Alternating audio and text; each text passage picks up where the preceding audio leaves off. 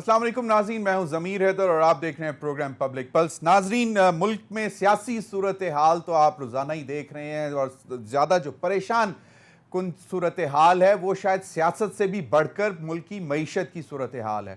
और जलती पर तेल जो है आज मूडीज़ ने छिड़क दिया। जो मूडीज़ जो रेटिंग एजेंसी होती है उसने आज पाकिस्तान की जो रेटिंग है उसको मुस्बत से मनफी कर दिया और इससे यकीनन बहुत सारे मसाइल बढ़ेंगे और बहुत सारे जो इन्वेस्टर्स होते हैं, चाहे वो आपके यूरो बॉन्ड्स में जिन्होंने इन्वेस्ट किया हो या आपकी रियल जो फॉरेन डायरेक्ट इन्वेस्टमेंट होती है, उस पर इन तमाम चीज़ों के असरात पड़ते हैं, चाहे वो रेटिंग्स हो, चाहे वो आईएमएफ के प्रोग्राम की पॉजिटिव नोट हो, नेगेटिव नोट हो। तो जो कुछ भी इंटरनेशनली जो मॉनिटरिंग कर रहे होते हैं इकोनॉमी को ऊपर और जो वो रिपोर्ट देते हैं उससे आपकी मुल्क की मईशत पर डायरेक्ट असर पड़ता है। आज जो डोमेस्टिकली बात करें, ये मूडीज ने तो जो कर दिया सो कर दिया। बिजली की कीमत में भी तकरीबन 8 रुपए फी यूनिट जो है इजाफा कर दिया गया है। मजमूई तौर पर 40% से ज्यादा इजाफा हो चुका हुआ है आपके बिजली के नरखों में। बिजली है भी नहीं, बहुत ज़्यादा लोड शेडिंग हो रही है। और आज ही मैं सुन रहा था मिफ्ता इस्माइल साहब कह रहे थे कि ये कोई 45 दिन जो है वो ज़्यादा प्रॉब्लम रहेगी, उसके बाद लोड शेडिंग में का जोर कम होगा क्योंकि कोल इंपोर्ट करने के लिए जो है ऑर्डर्स बुक किए जा रहे हैं और दूसरे मसाइल हैं। महंगाई जो है वो किसी भी तरह काबू में आने के लिए तैयार नहीं है। एक सरकारी इदारा है जिसको कहते हैं यूटिलिटी स्टोर्स कॉरपोरेशन, जहां पे आपको सस्ती अशिया मिलती हैं मार्केट के नरखों से के मुकाबले में। वहां पे भी आपने देखा कि पिछले 2 दिन से जिस तरह तेल की कीमतों में होशरुबा इजाफा हो रहा है और जो आपने अभी जो सारी सूरत हाल देखी है कि खुर्दनी तेल की मैं बात कर रहा हूं कि 650-700 रुपए लीटर जो है वो खाने का तेल घी वो हो गया है। अब अवाम आटा चीनी तो वो पहले ही रो रहे थे और तेल की कीमतों में, जो पेट्रोलियम प्रोडक्ट्स की कीमतों में इजाफे के बाद हर चीज में इजाफा हो चुका हुआ है, चाहे वो फल सब्जी, अंडा, मुर्गी, गोश्त, कुछ भी आप समझ लें। और फिर जो ट्रेवल के एक्सपेंसेस हैं वो भी बढ़ चुके हैं। सियासत मामला चल रहे हैं। इमरान खान साहब की स्टेटमेंट पे बहस हो रही है, एक दूसरे को गद्दार कहा जा रहा है और पर्चे देने का सोच रहे हैं। उधर से इमरान खान साहब अपनी नई स्ट्रेटेजी बना रहे हैं क्योंकि सुप्रीम कोर्ट ने इनकार कर दिया है कि जी आपकी पिटीशन एंटरटेन नहीं की जा सकती।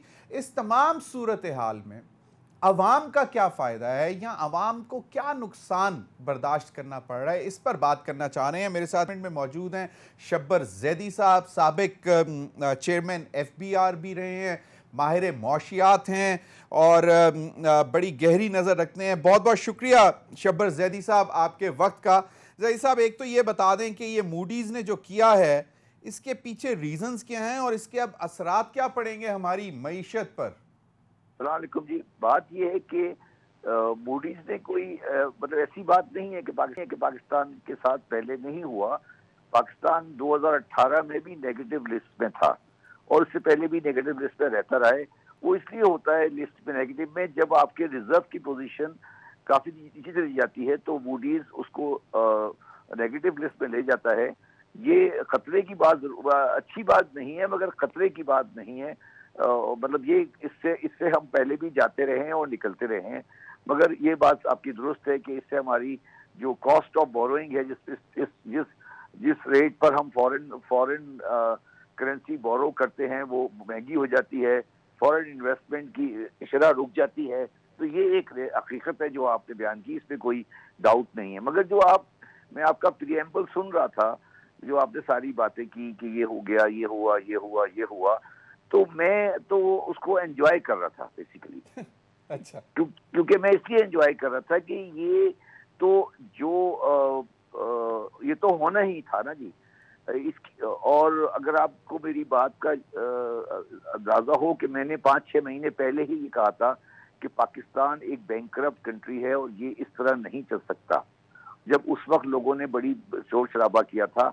आज अपोजिशन भी ये कह रही है और गवर्नमेंट भी ये कह रही है कि ये मुल्क बैंकरप्ट है, ये दिवालिया में चला गया है और इसको मगर और ये सब कुछ जो आप बता रहे हैं ये तो उसके नतीजे हैं कि जब आप किसी मुल्क की हालात ये होते हैं तो ये उसका नतीजा है। तो इस पे ना एक काबिल अजमेरी साहब एक शायर थे, उनका एक शेर है कि हादसा एकदम नहीं होता, हालात करते हैं परवरिश बरसों। तो ये जो आप देख रहे हैं ये एक दिन में नहीं हुआ है, ये 40 साल गुनाहों का पेशखैमा है और मुझे इसके अंदर कोई आइंदा दिनों में आती हुई भलाई नजर नहीं आ रही अगर पाकिस्तानी कौम ये एक्सेप्ट नहीं करेगी कि पाकिस्तान के माशी हालात अच्छे नहीं हैं। प्रॉब्लम हमारी ये है कि दुनिया में बहुत सारे ममालिक होते हैं जिनके माशी हालात अच्छे नहीं होते, मगर वो कौम रियलाइज करती है, वो मुल्क रियलाइज करता है, उसकी पॉलिटिशियन रियलाइज करती है, उसकी एस्टेब्लिशमेंट रियलाइज करती है कि हमारी हालात अच्छी नहीं है, हमें इसे सही करना है। हमारा मसला ये है कि हमारी कौम, हमारे मईशतदान, हमारे मीडिया, हमारे सियासतदान, हमारे और लोग हम ये एक्सेप्ट करने को तैयार नहीं है कि पाकिस्तान की बैलेंस शीट, पाकिस्तान की फाइनेंशियल स्टेटमेंट इस शक्ल में चलने वाली नहीं है। और ये बात शब्बर ज़ैदी साहब, अब बिल्कुल आपने कहा कि ये पिछले 40 साल की सारी मैंने 6 महीने पहले कहा था, वो आपको याद है सर? तो फिर जो 6 महीने पहले, बिल्कुल मुझे याद आ रहा है, आपने यही कहा था कि हालात जो हैं वो बहुत ज्यादा खराबी की तरफ बढ़ रहे हैं। अब मसला ये है कि तो इस जो इमरान खान साहब की जो पार्टी के लोग हैं वो कहते हैं कि हमारे इसमें कोई कसूर नहीं है, हम तो 5.97 ग्रोथ छोड़ के जा रहे हैं, पेट्रोल की कीमतों में 10-10 रुपए कम करके गए थे। जो मौजूदा इस वक्त इनकम्बेंट हुकूमत है वो कहते हैं कि ये तो जो है सबका पिछला हुकूमत का किया धरा है। बल्कि आज ही मिफ्ता इस्माइल साहब एक निजी टीवी में कह रहे थे कि भाई खुमियाजा तो फिर भुगतना पड़ता है, उसकी सजा तो मिलती है अगर किसी ने कोई गुनाह किया होता है। तो उन्होंने कहा कि हम इमरान खान साहब की हुकूमत के गुनाहों की सजा भुगत रहे हैं। तो 6 महीने पहले जबकि इमरान खान साहब की हुकूमत थी, तो इसका मतलब है कि मौजूदा हुकूमत अगर ब्लेम डाल रही है, पुरानी बात छोड़ देते हैं, तो इमरान खान साहब के ही बिछाए हुए लैंड माइन्स हैं जिसके ऊपर ये छलांगे मार रहे हैं। नहीं, देखिए मैं इससे डिसएग्री करता हूँ। देखिए बात सुने ना स्टीयरिंग पे हाथ इमरान खान का था, ना स्टीयरिंग पे हाथ इनका है।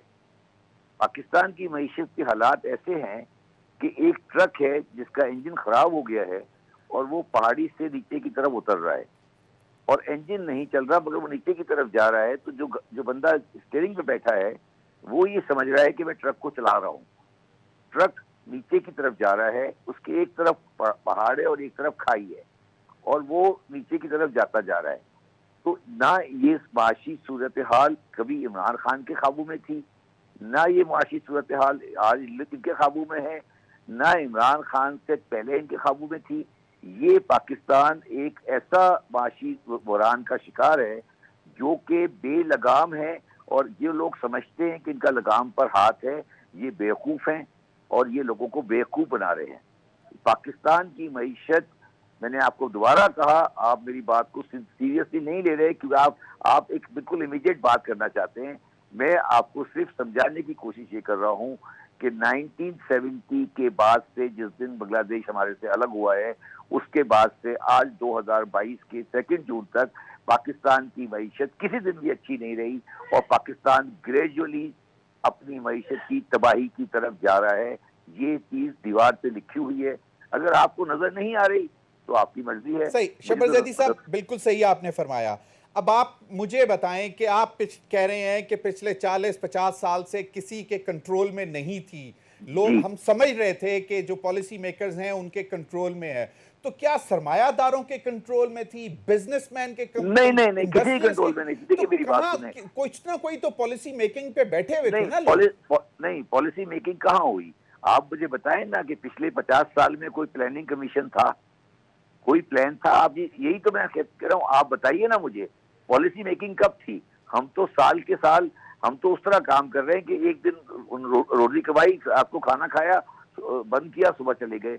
आप मुझे यही तो मैं आपको समझाने की कोशिश कर रहा हूँ कि पिछले 50 साल से पाकिस्तान में किसी किस्म की इकोनॉमिक प्लानिंग नहीं हुई है।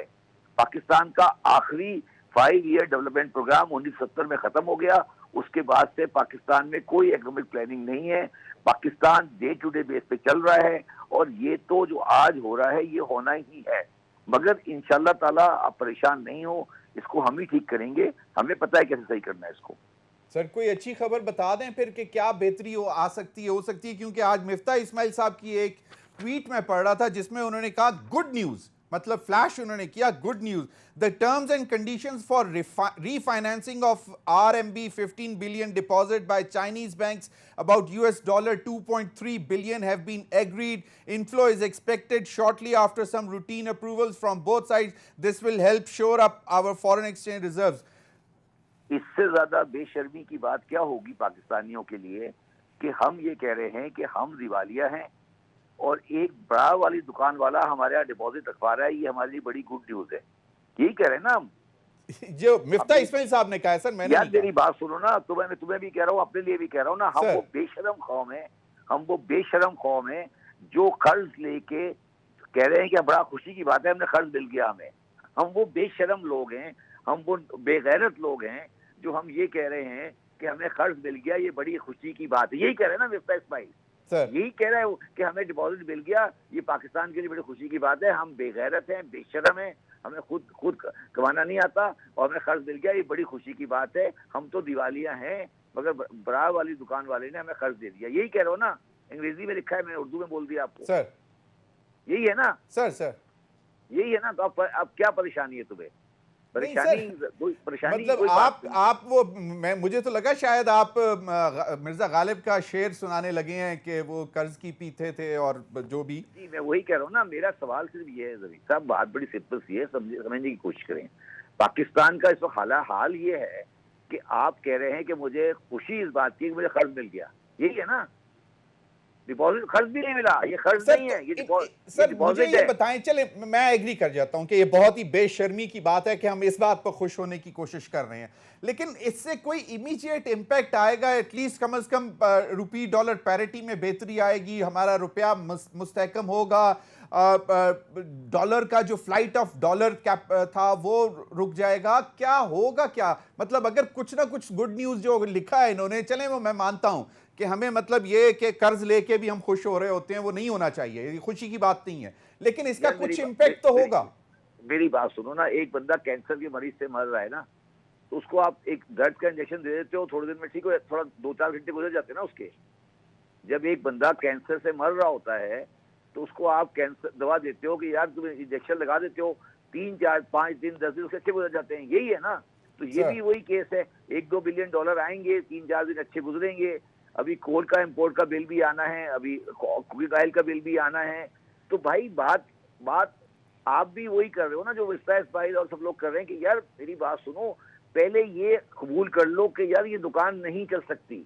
तुम्हारा मसला ये है कि तुम ये एक्सेप्ट करने को तैयार नहीं हो कि दुकान चल सकती। जब दुकान नहीं चलने का फैसला होगा जब आप सही करोगे दुकान को। आप लोगों का मसला ये है कि आप ये चाह रहे हो कि बड़ा वाला मुझे कर्ज दे दे और मेरी ये इज्जत रह जाए कि मैंने दुकान चलाना मुझे आती है, ये मसला है तुम्हारा। अच्छा मसला ये है, मतलब दुकान फिर भी नहीं चलेगी और ये एक स्टॉप गैप अरेंजमेंट टाइप चीज है कि डे टू डे बेसिस पे कि चलो इधर से 4 पैसे आ गए, आज का दिन गुजर गया, आज अपना खा पी के सो जाओ, अगले दिन की कल देखेंगे, कुछ ऐसा ही है। ये कह रहा हूँ ना, जब पहले देखो एक आपका दुकान का चल रही है ना, आप कोई फैसला कर लोगे यार ये दुकान नहीं चल सकती, फिर बैठ के बंदा फैसला करता है यार हम क्या गलत बेच रहे हैं, क्या सही बेच रहे हैं, क्या करना है हमें, क्या नहीं करना। अब आप एक हवाओं में बैठे रहते हो कि यार ये दुकान चल रही है, बड़ा वाले से उधार ले लिया, कभी इधर से पैसे पकड़ लिए, कभी इसका उधार रख लिया, कभी किसी को महंगी चीज बेच दी, ये कर रहे हो ना 50-60 साल से। तो भाई ये करते रहोगे तो ये होता रहेगा। तो पहले तो ये फैसला। अभी मैं अगले दिन एक खबर पढ़ रहा था कि जी हुकूमत ने बहुत एग्रेसिवली प्राइवेटाइजेशन की तरफ जाने का सोचा। लगता है कि आपको ये कुछ कर सकेंगे? क्योंकि पिछले 10 साल से हम सुन रहे हैं। यार मुझे एक बात बताओ, प्राइवेटाइजेशन होगी तो कौन खरीदने आएगा पाकिस्तान का एसेट इस वक्त? कौन खरीदने आएगा? यार क्या हो गया आपको यार, मेरे बात समझो, तुम लोगों को क्या हो गया? सर मतलब डिस्कोस भी हमारी कोई नहीं खरीदेगा, इतना बड़ा नेटवर्क है और लोग पीछे पड़े हुए होते थे, डिस्ट्रीब्यूशन कंपनीज। यार देख ट्राई करके देख लो ना। मैं आपको जो समझाने की कोशिश ये कर रहा हूँ कि भाई इस ट्रक को पहले इंजन को स्टार्ट करो। ये इंजन स्टार्ट नहीं है, ये ट्रक पहाड़ी से नीचे उतर रहा है और पहाड़ी से नीचे उतर रहा है। तो चलें सर, तो आप लोग छोटी मोटी बातें क्यों करते हो कि प्राइवेटाइजेशन हो जाएगी, डॉलर 3 मिलियन का डॉलर आ गया। ये तो यार दो बातें हैं जो बेवकूफ बनाने के लिए है। हम तो पाकिस्तान को बचाने के लिए बैठे हैं। इंशाल्लाह ताला आखिर में हम ही आएंगे, जो आप देखिएगा कि जब हम पाकिस्तान को सही हकीकत में इकोनॉमिक। सर मैं चलें, बहुत बहुत शुक्रिया शब्बर जैदी साहब आपके वक्त का। नाज़रीन अभी हमें जाना है ब्रेक पर, और ब्रेक के बाद हम कोशिश करेंगे डॉक्टर इशफाक हसन खान साहब से बात करेंगे। माहिर मुआशियात हैं, पॉलिसी मेकिंग में भी रहे हैं, और वो हमेशा से कुछ चीज़ें आइडेंटिफाई करते रहे हैं, और आज जिस सूरत हाल से हमारी मईशत गुजर रही है उस पर उनसे बात करेंगे ब्रेक के बाद।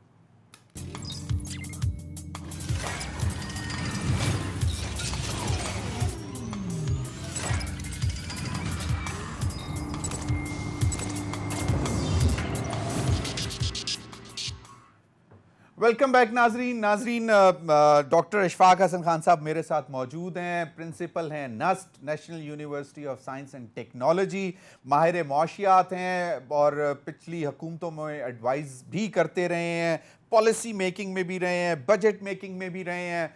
डॉक्टर साहब बहुत बहुत शुक्रिया। डॉक्टर साहब आज की खबरें तो सारी आपके पास हैं, मूडीज़ लेके बिजली के नर्क ले लें, फिर दोबारा जो पेट्रोल और डीजल का बम गिर गया है। तो sir where are we heading sir, क्या बनेगा क्या सर? देखें, मैंने तो बार बार आप लोगों को कहा, शायद आप लोगों को मेरी बात अच्छी नहीं लगती होगी, कि जो मुल्क IMF में जाता है वो जख्मों से चूर चूर रहता है। अब कौम खुद फैसला करे कि क्या पाकिस्तान की मईशत और पाकिस्तान के अवाम जख्मों से चूर चूर हैं या नहीं है, खुद फैसला कर ले। तो यही बात तो मैं बताता रहा, लेकिन जब आप चले गए हो और इस रास्ते का इंतखाब कर लिया है, जिस रास्ते में कांटे ही कांटे हैं, तो अब आपके पास कोई चारा नहीं है कि आप इसी रास्ते पे चलें। कांटे चुभेंगे, खून बहेगा, बहने दें, क्योंकि ये रास्ता आपने खुद चुना है। और फिर don't complain about the IMF।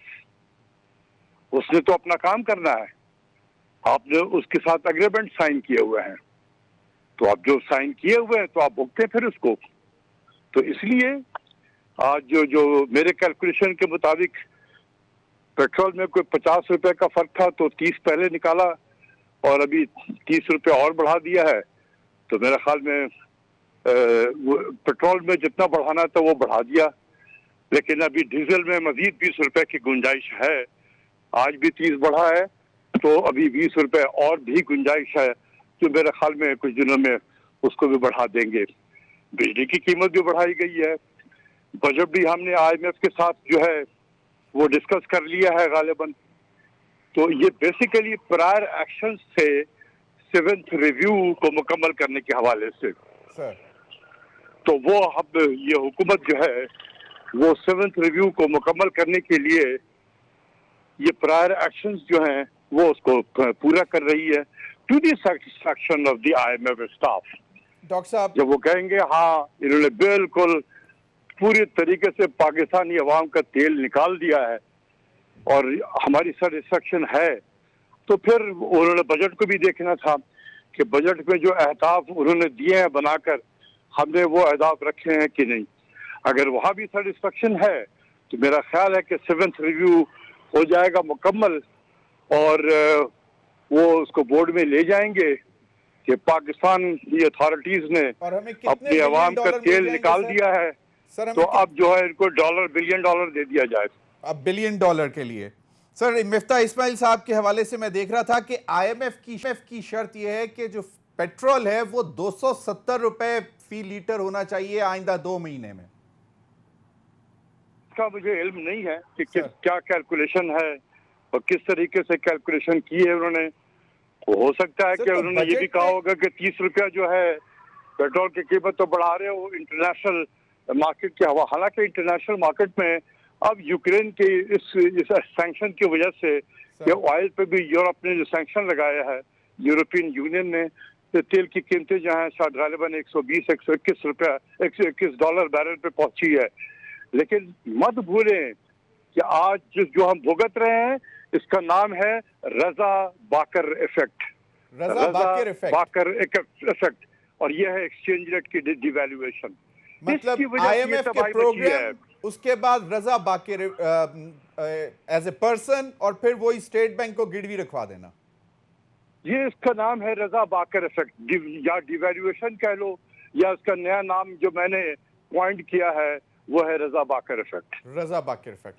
Sir, अगली बजट में ये तो इनडायरेक्ट टैक्सेशन है, मतलब इनडायरेक्ट पॉकेट्स में से सबसे निकाल रहे हैं पैसा हुकूमत।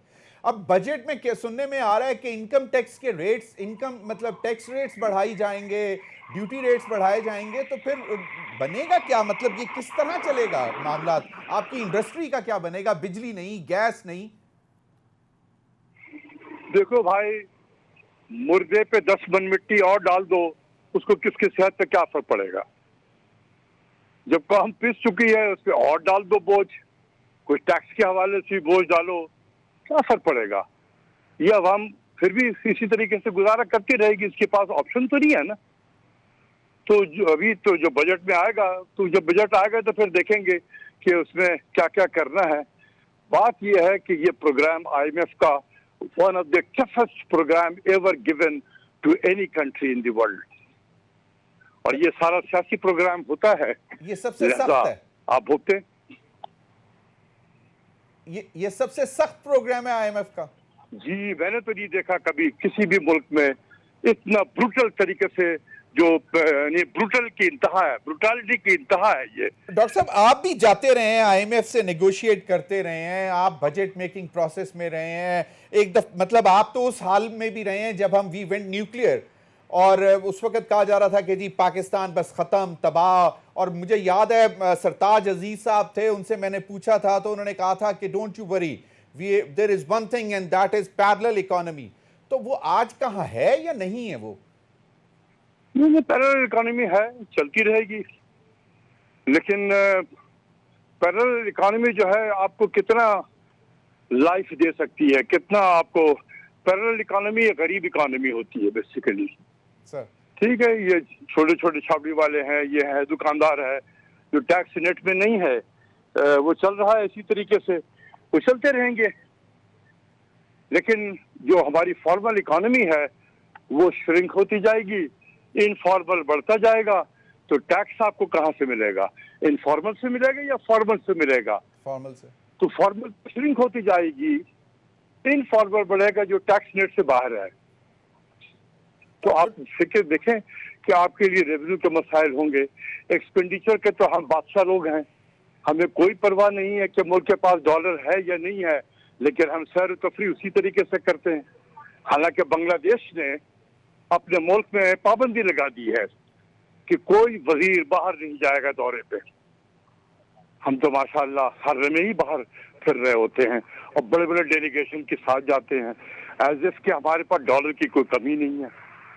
तो हमें अपने रवैये को देखना होगा, अपने लाइफ स्टाइल को भी देखना होगा। इस तरीके से मुल्क नहीं चल सकता है। डॉक्टर साहब, लेकिन अब क्या करें सर, लोगों के दूसरे ममालिक में जाके कुछ थोड़ी सी इज्जत भी तो रखनी होती है कि मेरे साथ 10 लोग आए हैं, मैं आपसे मिलने आया हूँ, आपसे बात करने आया हूँ। अगर आप फटे कपड़े और अकेले चले जाएंगे तो आपको तो कोई टका नहीं आपके कशकोल में डालता। जिन मुल्क में आप जा रहे हैं ना, इतने सारे लोगों को लेकर आप कॉन्फ्रेंस कॉल के जरिए से उससे बात भी कर सकते हैं, पाकिस्तान में बैठे हुए। Very true. वहां भी आप बैठ के बात ही कर रहे हो तो है ना टेबल पे, आप यहाँ से बात कर लें। कोई जरूरी है कि आपने जाना ही जाना है डेलीगेशन को लेकर। सर, कुछ अरसा पहले तक एक बहस चल रही थी कि जितनी पॉलिसीज रही इमरान खान साहब के दौर में, उसमें गरीब गरीब से गरीब तर होता गया और अमीर अमीर से मतलब अमीर तर होता गया। अब आने वाले दिनों में कोई मतलब ये इसी तरह चलेगा या अब अमीर भी गरीब होगा? मेरे ख्याल में जो आपने जिस स्टेटमेंट का हवाला दिया है, आई एम श्योर कि किसी सियासी लोगों ने ये बयान दिए होंगे। तो मैं किसी सियासी लीडर के बयान पे कोई तबसरा नहीं कर सकता। आई अंडरस्टैंड, न करता हूं मैं। I understand. लेकिन आने वाले दिनों में लास्ट 1 मिनट कोई रे ऑफ होप क्या यहाँ सजेशन ही बता दें, कुछ दे दें आपको? आप हमेशा कहते हैं कि सुनते नहीं है, लेकिन सर आपका काम है बताते रहना, कहते रहना। मेरा ख्याल में मैं थक गया हूँ बता बता कर, किसी ने सुनना नहीं है, इसलिए आप भी अपना वक्त जाया ना करें, आपके पास 1 मिनट रहते हैं। सर परेशान है सर हम, अभी जो बम गिरा है पेट्रोल का, जो बिजली का। कोई बात नहीं, ये तो शुरुआत है, अभी से आप परेशान हो गए हो यार। This is just beginning my dear, अभी देखिए आगे आगे होता है क्या। ठीक है ना, मैं बहुत ज्यादा मायूसी नहीं फैला रहा हूँ, क्योंकि मैं खुद मायूस हो चुका हूँ कि जब 4 साल से एक चीज में बोल रहा हूँ, किसी ने मेरी बात की तरफ तवज्जो नहीं दी। आज एक अब चलते चलते आपको 30 सेकंड बता दूं, खुदा के वास्ते आने वाले आटा क्राइसिस की तरफ तवज्जो दें। इस मुल्क में 140 से 150 रुपया केजी आटा आपको नहीं मिलेगा मार्केट में। सर ले तो रहे हैं यूक्रेन और रशिया से गंदम मांग खरीदने की। ये कागजों पे बातें और हैं, टीवी पे बयानात और हैं, प्रैक्टिकली जो चीजें जो होती हैं वो और हैं। डॉक्टर साहब ये तो हमने फूड 5 सिक्योरिटी का बिलियन मामला टन बन गंदम गया। इंपोर्ट करना है, उतना पैसा है हमारे पास। सर ये तो फूड सिक्योरिटी का $3 इशू बन बिलियन जाएगा। चाहिए होंगे आप गंदम इंपोर्ट करने के लिए। Do you have $3 billion to import wheat? इसकी तरफ तवज्जो दें, इसकी तरफ तवज्जो दें। मैं यही कह रहा हूँ, डॉलर बचाएं, कल काम आएगा। डॉलर बचाएं, कल काम आएगा। बहुत बहुत शुक्रिया डॉक्टर अशफाक हसन साहब। आपने अगर पुरानी हुकूमतें सुनती रहीं, क्योंकि जहाँ बहुत भी हालात ख़राब रहे, लेकिन चीज़ें चलती रहती थीं, लेकिन आज के जो हालात हैं अब ये नहीं मालूम कि क्या बनेगा क्या, लेकिन दुआई की जा सकती है। लेकिन डॉक्टर अशफाक हसन ने जो आखिरी बात की कि आज डॉलर बचाएं, कल आपके काम आएगा, अगर इसी पे हुकूमत अमल कर ले तो शायद बेहतरी आ जाए। क्योंकि जो फूड सिक्योरिटी का इशू बन रहा है कि आपको आटा आने वाले दिनों में अगर 150 रुपये किलो नहीं मिलेगा तो क्या बनेगा। इसीलिए डॉक्टर साहब कह रहे हैं कि अगर आपने गंदम भी ख़रीदनी है या मंगवानी है बाहर से तो वो डॉलर के एवज़ आएगी। तो बचत करें, उतना ही पैर फैलाएं जितनी चादर है, लेकिन कोई समझ जाए तो बेहतर है। नाज़रीन, वक्त हुआ एक ब्रेक का। ब्रेक के बाद हम कोशिश करेंगे, डॉक्टर मुज़म्मिल असलम माहिर मौशियात हैं और एडवाइज़र रहे हैं साबिक हुकूमत में वज़ारत ख़ज़ाना के, उनसे बात करेंगे। Stay with us.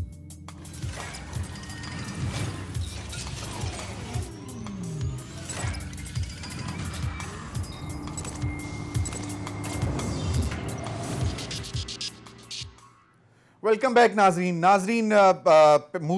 मूडीज़ के बाद बिजली की कीमत में इजाफा 8 रुपये फ़ी यूनिट, और उसके बाद तेल की कीमतों में यानी कि पेट्रोलियम मसनूआत में 30 रुपये फ़ी लीटर इजाफा कर दिया गया। यानी कि 10 दिन के अंदर अंदर दूसरा इजाफा, यानी कि 60 रुपये तकरीबन इजाफा हो चुका है फ़ी लीटर। इस वक्त हमारे साथ मौजूद हैं मुज़म्मिल असलम, माहिर मौशियात, साबिक हुकूमत के तर्जुमान रहे हैं वज़ारत ख़ज़ाना के। मुज़म्मिल, आपके वक्त का बहुत बहुत शुक्रिया। मुझे मालूम है कि आपके मोबाइल की बैटरी बहुत लो है, शायद बिजली नहीं आ रही, आप जिसकी वजह से चार्ज नहीं कर पा रहे। अब क्या घबराना नहीं है? मुज़म्मिल 40% की रफ्तार से जो है महंगाई कर रहे हैं, और 40% आप समझ लें कि तेल की कीमतें, और आज 40% की जो है बिजली की कीमतों में इजाफा हुआ है। पाकिस्तान की कौम पे इतना बोझ डाल दिया गया है जो उसका 50% भी नहीं उठाया जा सकता था। मुझे शक है कि पाकिस्तान की 50% से ज्यादा आबादी जो है गुर्बत की लकीर के नीचे आ जाएगी। इस पेट्रोल और बिजली के इजाफे के बाद बहुत सारे लोग अपने बिजली के कनेक्शन कटवा देंगे, और जो लोग घरों में एसी चलाते थे अब वो एसी उनके लिए एक लग्जरी हो जाएगी, शायद उनके घरों पे एसी भी ना चले।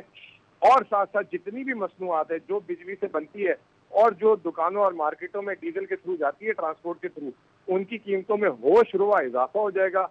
और दूसरी तरफ अभी तो ये इब्तदा हुई है, इस बजट में आप देखिएगा कि जिस तरह के जालिमाना किस्म के टैक्सेस लगेंगे, तो एक तरफ महंगाई में इजाफा होगा और दूसरी तरफ आमदनी में लोगों की जो है गिरावट आएगी। ऑलरेडी मिनिस्ट्री ऑफ फाइनेंस ने बोल दिया कि 6% की रफ्तार अब नहीं रहेगी। अगले साल मेरा तखमीना है कि 2 से 3% की अगर रफ्तार की ग्रोथ हो जाए तो बहुत बड़ी बात होगी। तो मुल्क में मेगा, जिसे कहते हैं मास अनएम्प्लॉयमेंट होने का खतरा हो गया है। पाकिस्तान की बरामदात भी आज आप फिक्र भूल गए, 10% गिर गई पिछले महीने से। जो बरामदात मुस्लिम लीग नून के दौर में जिस तरीके से नीचे जा रही थी, वो वापस उसने नीचे का सफर शुरू कर दिया। और जो रेटिंग जब हम आए थे तो उस वक्त मनफी थी, हमने उसको मुस्बत रखा 3.5 साल, इन्होंने 60 दिनों में उसको वापस मनफी पे पहुंचा दिया। मुजम्मिल, मुझे ये बताएं कि मतलब सारा कसूर तो इस हुकूमत का नहीं हो सकता ना। 60 दिन में कितनी खराबी कर लेंगे। तो वो जब कह रहे हैं, आज भी मिफ्ता कह रहे थे कि आपके गुनाहों का खुमियाजा भुगतना पड़ रहा है, यानी कि लैंडमाइंस, इकोनॉमिक लैंडमाइंस बिछाई थी आपने, और आज जो मूडीज ने रीजन दी है उसमें बहुत मुख्तलिफ रीजन के साथ उन्होंने ये भी कहा है, delay in the revival of international monetary funds bail out package, मतलब कि जो उसमें आपने ताखीर की, जो आपने 2 महीने नहीं गए, उसकी वजह से नेगेटिव आया। अब यहाँ पे आप थोड़ी सी ज्यादती कर रहे हैं हमारे साथ। मेरा सवाल है। अच्छा, फरवरी में तो हमें इंटरनेशनल मॉनेटरी फंड ने $1 अरब दिया, मार्च में हम चले गए। आप कह रहे हैं कि रिवाइवल नहीं, फरवरी तक तो हम रिवाइव थे, मार्च में हमने 7 रिव्यू सबमिट कराया तो हुकूमत खत्म कर दी। दूसरी बात जमीर साहब, मैं आपको भी बताता हूँ, आपके थ्रू आपके सामीन को भी पता लगे, जिस दिन हमारी हुकूमत का 15 अप्रैल, हालांकि 10 अप्रैल आखिरी दिन था, 15 अप्रैल वाले दिन पेट्रोल का हुकूमत का खसारा था 23 रुपए लीटर और डीजल का खसारा था 42 रुपए लीटर। ये इन्होंने 60 रुपए कीमत बढ़ा दी है, तो यानी 23 और 60 का अगर आप फर्क में, तो 37 रुपए इस हुकूमत के खाते के थे। लैंडमाइन इनकी बिछाई भी थी 37 रुपए की। आपको मैं हिसाब भेज देता हूँ अभी, इनकी ऑफिशियल ओगरा की वेबसाइट का। 15 अप्रैल को 23 रुपए पेट्रोल पे सिर्फ सब्सिडी थी, ये 60 रुपए क्यों बढ़ाए इन्होंने? मैं वही तो कह रहा हूँ कि अवाम पे उतना बोझ डालते जितना वो सह सकती थी। और दूसरा, जरूरी नहीं है कि अगर आप एक जगह से नहीं कमा रहे दूसरी जगह से कमाए, टैक्स बढ़ा लेते। टैक्स की भी आपने मे की कारकर्दगी देख ली, वो भी नीचे आई है टारगेट से। तो हर जगह से जो है, लैंडमाइन हम बिछा रहे थे 6% पे जा रहे थे, हम जा रहे थे, एक्सपोर्ट बढ़ी थी, तरसीलात बढ़ी थी, रेमिटेंशियल बढ़ी थी।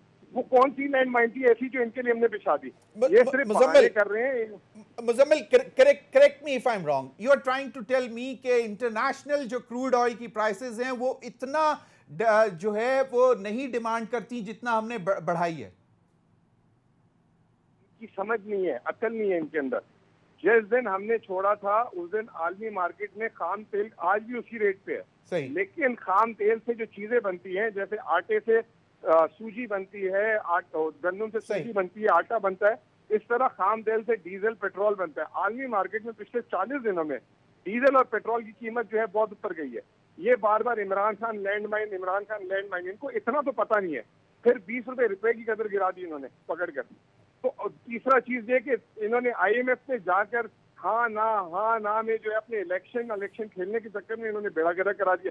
फिर उसके बाद जाके गारंटियां ले रहे हैं कि हम ये फैसले करेंगे तो आप हमें गारंटी दे। इतनी मोहब्बत इक़्तिदार से कि गारंटी देंगे तो तब हम बढ़ाएंगे।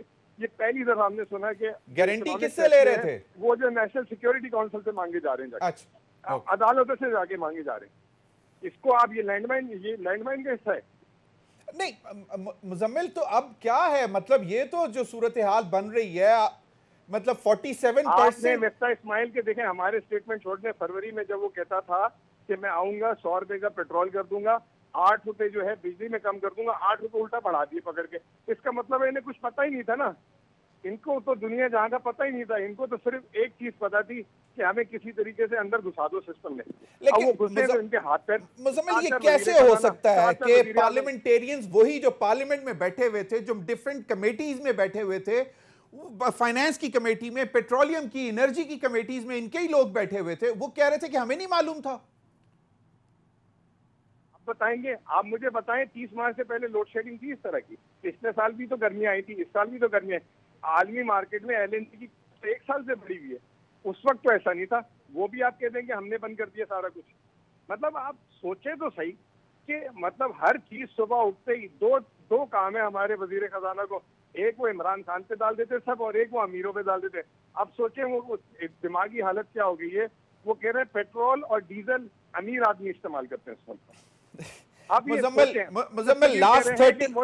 Muzammil, last 20 seconds, is there any light at the end of the tunnel?